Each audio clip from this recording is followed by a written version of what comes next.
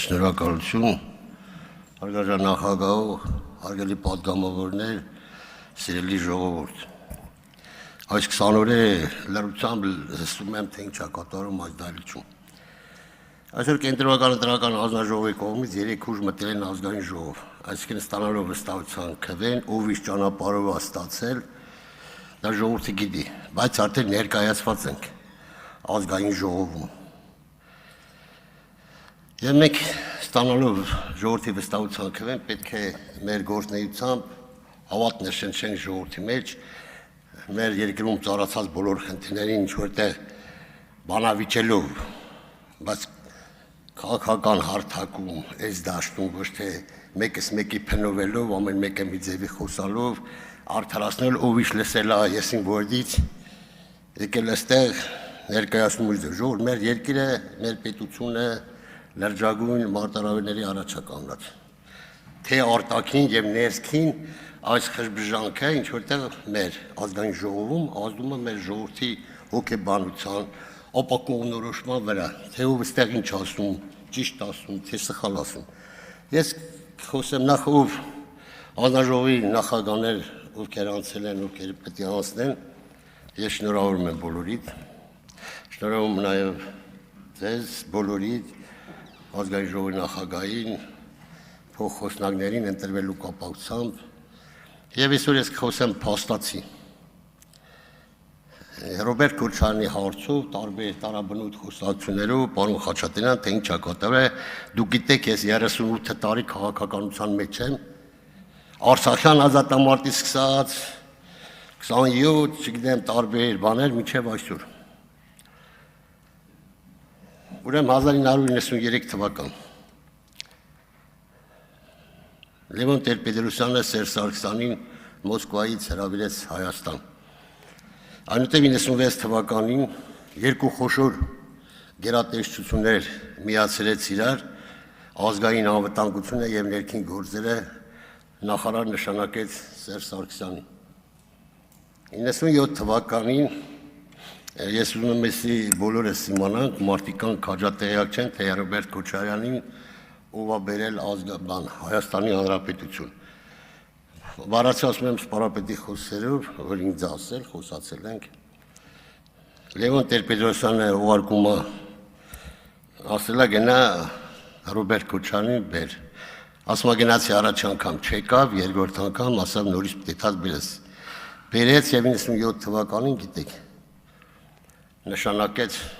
վարչապետ։ Եվ այդ ժամանակահատվածում երկուսը միացան իրար Լևոն Տեր-Պետրոսյանին դուրս բերին խաղից։ Ես ուզում եմ խոսել նաև հոկտեմբերի 20, եթե ժամանակ մեջ տեղավորենք 27-ից եւ կանրադառնամ երկու բառով մարտի 1-ի դեպքերի հետ կապված։ Հոկտեմբերի 27-ին առաջին դահլիճը իզեր էր դասավորված, ուղղանկյունաձև, այնտեղ բեմներ։ Ուրեմն հոկտեմբերի 27-ին ժողովուրդ ջան գնդակարվերա այս դահլիճում վերջին անգամ ասել եմ մինչև հիմա արյան հոտա գալիս Մամիկոն ջան գնդակարվել է ազգային ժողովի նախագահան, կառավարության նախագահան, վարչապետը եւ երկու փոխխոսնակները եւ 6 հոգի, 5 հոգի պատգամավորներ եւ պետական հայրեր։ Ինչա կատարվել, ես ուզում եմ դուք խորապես իմանաք, թե ինչա կատարվել մեր երկրում։ Գնդակարվել է կառավարության նախագահան, ազգային ժողովի նախագահան, երկու փոխխոսնակներին։ Միրոյանին առաջ աստիճաներ իսկ կողմից էր։ Աստիճաների վրա են խփել ու բոլորին կոնտրոլի գլխից խփել են։ Կարեն Դեմիրճյանի կներեն ինձ իր հարազատները, իսկ գլխի տեղ է, որ ես մտել եմ բեմի վրա մի թասի չափ sense ուղեղ ու արուն էր թափած։ Կամ Վազգեն Սարգսյանի գլխին պրիգլադով խփել է։ Էդի ով կարա մոռանա։ Ինչի համար եմ այս ամենը ասում։ Ուրեմն ինչա կատարվել ազգային ժողովն այդ ժամանակ։ Չկար նախագահան, չկար փոխխոսնակները, ազգային ժողովը չկար վարչապետ։ Մեր սահմանադրությամբ ոչ մի բան չէր գործում։ Ոչ ազգային ժողովն էր գործում, ոչ կառավարությունը։ Մնացել էր միակ ցարիբոկ Ռոբերտ Քոչարյան։ Մենակ ինքը կարար, իր դեպքում կարար գործել։ Եթե մեկ փոխխոսնակ էլ կենթանի մնար, Մեր համանդրությամբ ազգային ժողովուրդ նիստ կհրավիրվեր, կընտրվեր բանին, կձևավորի նոր կառավարություն եւ պետությունը կգներ իր հուների մեջ։ Այսինքն սպանությունները եղել են քաղաքական։ Եվ ասեմ ավելին, 12-ից 11-ից 15 րոպե Նայիրի Հունայան այդ ժամանակահատվածում Խոսրով Հարությունյանին ասում է գնալ ասա, որ թե զոր չմտնեն, ամեն ինչ տեղից ձև ա եղել։ Խոսրով Հարությունյան դուրս է գալիս լուսահոգի այդ ժամանակ արդեն Կարեն Դեմիրճյանի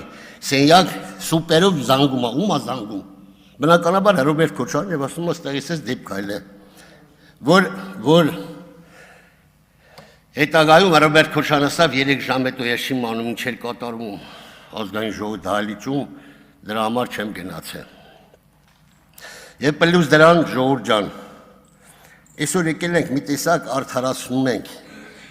ապօրինի բռնում են սրան նրան, այն ժամանակ էլ օրինական գնդակարումին Հայաստանի Հանրապետության օրենսդիր մարմնում ամբողջ աշխարհի դեմ,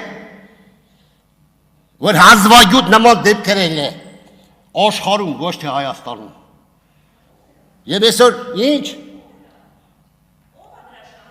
լավ չհասցար մատել կրկնեմ։ Դե ուշադիր լսի։ Չկար ազգային ժողովի նախագահ, չկար երկու փոխոսնակներ։ Մեր համանդրությամբ ոչ մի բան չէր կարել գործել։ Մնացել էր մենակ Ռոբերտ Քոչարյան, ցանիբոք, որ իր դեպքում մենակ կարան։ Հետո գնաց, լուրջ, վերնեմ ջան, բա ոչ։ Հարգելի գործընկեր, Տիկին Վարդանյան, կլինի չխոսեք։ Մի արձագանքեք, թողեք թող խոսա։ Տիկին Գրիգորյան ձեզ էլ հետաքրքրու։ Հետագայում ամեցեք, ես մանրամասն։ Լռեք Տիկին Գրիգորյան։ Մանրամասն կբացատրեմ, ինչա կատարվի։ Եվ այսօր եկել ենք արդարությունից ենք խոսում, արդարացնում ենք նախորդ իշխանություններին, որ նման բաներ ուզում եմ երկու բառով էլ անդրադառնամ։ Ես շատ բան ունեմ խոսալու, ընթացքում խոսամ ժամանակի մեջ, ուզում եմ դառնամ մարտի 1-ի դեպքերի հետ կապված, որ ես ներկա եմ եղել 700 հոգի Ղարաբաղից ինչի համարին բերել Հայաստանի Հանրապետություն պլյուս դիպուկահարներ։ Այն տարածքից, որ մենք բոլորս կյանք ենք տվել դրա համար։ Եվ ինչ կատարվավ, առավոտ շուտ մենք Սպենդիարյանի արձանի կողքն ենք եղել, ինչ համար են փաստացածում, որ արդեն հոգներ եմ 20 օրա ամեն մեկ ինչ գիտի ասում է, ինչ լսել է ասում է, հիմնավորում է։ Մենք Սպենդիարյանի արձանի մոտն ենք եղել, մտան ոստիկանության աշխատողներ շատ նորմալ ձևով տղեկ ջան խնդրում ենք դուրս եկեք։ Իսկ Թումայանի արձանի մոտից մտան մի հատ հերեսակախումբ սև ֆորմաներով, մասկեքով, ես հրամանատար եմ եղել, ես պինդ մարդ եմ, բայց ես մինչև այսօր չեմ կարող դա մոռանամ։